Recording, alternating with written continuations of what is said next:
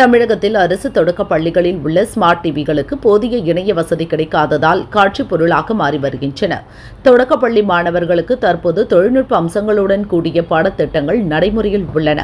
அதற்காக மேம்படுத்தப்பட்ட கற்பித்தல் பணி வகுப்பறை சூழல் உருவாக்கப்பட்டுள்ளது.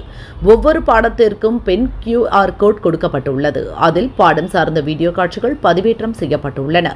பாடம் முடிந்த பின் அதை மாணவர்களுக்கு காண்பிப்பதன் வாயிலாக கற்றலில் ஆர்வம் அதிகரிக்கிறது.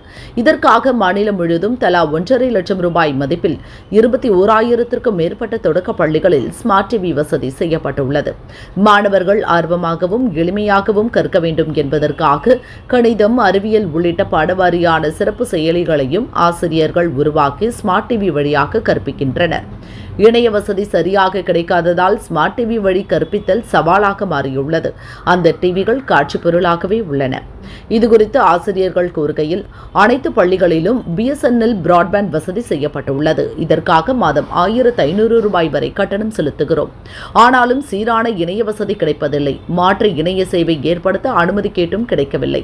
ஸ்மார்ட் டிவி வழியாக ஆர்வத்துடன் மாணவர்கள் கற்றாலும் நெட்வொர்க் பிரச்சனையால் அடிக்கடி பாதிப்பது பெரும் இடையூறை ஏற்படுத்துகிறது. இதற்கு நிரந்தர தீர்வு ஏற்படுத்த வேண்டும் என ஆசிரியர்கள் வலியுறுத்தினர்.